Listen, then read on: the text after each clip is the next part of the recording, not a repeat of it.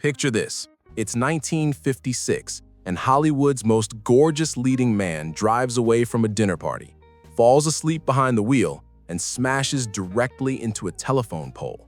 Within minutes, one of cinema's biggest stars is found with half his face completely destroyed, choking on his own broken teeth. But that horrific crash was just the beginning of a story that would expose one of Hollywood's most carefully guarded secrets and reveal the brutal price of fame in an era when being different could destroy everything. Montgomery Clift wasn't supposed to end up broken and desperate. Born into serious wealth on October 17, 1920 in Omaha, Nebraska, this kid lived like royalty from day one. His mother, Ethel, had discovered her own aristocratic bloodline and decided her children would be raised as distinguished elites. Private tutors, extensive European travel, fluency in German and French. Montgomery and his siblings experienced the ultimate privileged childhood until everything came crashing down in 1929. The Wall Street crash hit his father's banking career like a sledgehammer, and suddenly the Clift family went from riches to completely broke, forced to abandon their lavish lifestyle and relocate to New York. While his siblings enrolled in prestigious schools after the family clawed back some financial stability, Montgomery took a completely different path. School never clicked for him, but the theater, that was pure magic. At just 15 years old, he made his Broadway debut, and over the next decade, he transformed himself into one of New York's most respected stage actors. This wasn't some hobby, it was serious business, and Montgomery approached it with an intensity that would define his entire career. Hollywood came calling in 1948, but Montgomery refused to play by the industry's rules. Unlike every other actor desperate for studio contracts, he waited, choosing his projects carefully and maintaining complete creative control. His strategy paid off spectacularly. Red River, alongside John Wayne, proved he could hold his own with cinema's biggest legends, while The Search earned him his first Academy Award nomination.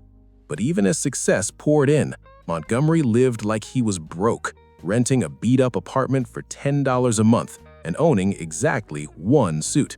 The Los Angeles Times dubbed him the rumpled movie idol, and he couldn't have cared less about their opinions. What Hollywood didn't realize was that Montgomery was hiding something massive. In an era when even rumors about unconventional relationships could obliterate careers, Montgomery Clift was gay, and he knew the devastating consequences of that truth ever becoming public. The press constantly speculated about his love life, desperately trying to link him romantically with co-stars like Elizabeth Taylor, but Montgomery deflected every attempt to pin down his relationships. He'd been warned that exposure would destroy everything he'd worked for, so he became obsessively careful about appearing too feminine in any way, even demanding reshoots when he called a boy "dear" during filming. Meanwhile, his friendship with Elizabeth Taylor had grown into something truly special. They met during A Place in the Sun, and despite Taylor's initial intimidation about working with such a respected actor, they discovered an instant, powerful connection. Taylor later admitted she tried to seduce him, but as their friendship deepened, Montgomery felt comfortable enough to reveal his truth. Taylor didn't just accept him, she became his fierce protector, even helping him find romantic partners and shielding him from Hollywood's gossip machine. That protection would prove crucial on the night of May 12, 1956.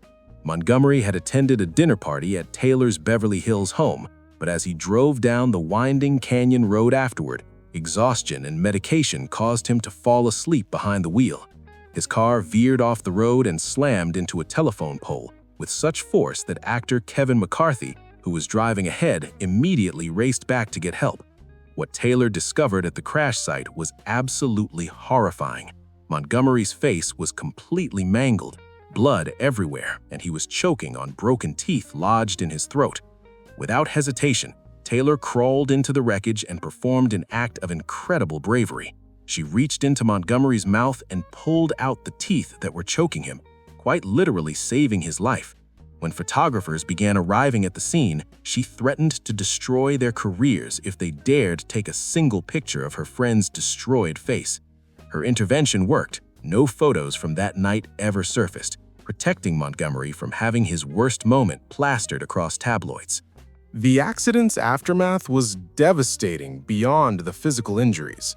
Montgomery's jaw was shattered, his nose broken, his sinuses fractured, and deep facial lacerations required extensive plastic surgery. While doctors managed to reconstruct his features, the psychological trauma combined with chronic pain led him down a dark path. He became addicted to powerful painkillers, mixing them with increasing amounts of alcohol, and his behavior on movie sets became increasingly erratic. Crew members developed code words to alert each other about his level of intoxication, and directors struggled to work around his unpredictability. The once promising career began its painful decline. During filming of Suddenly Last Summer, Montgomery couldn't handle longer scenes. They had to be chopped into smaller segments just so he could get through them. His professionalism, once his trademark, crumbled completely. Universal Studios eventually sued him for production delays and costs caused by his unreliable behavior, and for 4 years, he couldn't land a single role. Hollywood had essentially blacklisted one of its former stars. Elizabeth Taylor refused to abandon him. Using her massive influence, she demanded that Montgomery be cast opposite her in Suddenly Last Summer and later in Reflections in a Golden Eye, even putting her own salary on the line as insurance when no studio wanted to take the risk. Her loyalty went far beyond professional courtesy. She genuinely loved her friend and refused to watch him disappear without a fight. But Montgomery's demons were stronger than even Taylor's dedication could overcome. On July 22, 1966, he spent the day in his New York townhouse on East 61st Street, barely speaking to his live-in secretary, Lorenzo James. That evening, when James offered to watch The Misfits on television together, Montgomery's response was sharp: "Absolutely not." Those turned out to be the last words anyone would hear him speak. The next morning, James discovered Montgomery's bedroom door locked. Unable to break it down, he climbed a ladder to the second-floor window and found a scene that would haunt him forever. Montgomery lay dead on his bed, undressed but still wearing his reading glasses, both fists clenched rigidly by his sides. The autopsy revealed he died from a heart attack caused by coronary artery disease, though his years of substance abuse had undoubtedly contributed to his deteriorating health.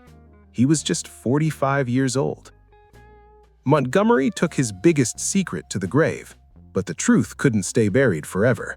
In the 1970s, 2 biographers finally revealed what Hollywood insiders had suspected for decades: Montgomery Clift had been gay.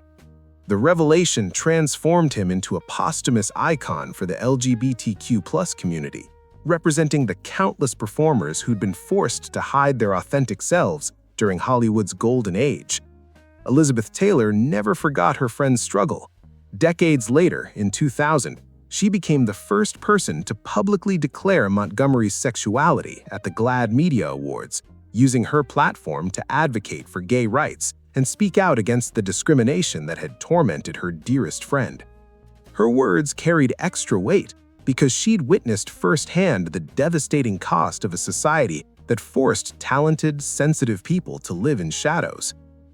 Montgomery's story reveals the brutal intersection of talent, beauty, and societal repression that defined mid-20th century Hollywood.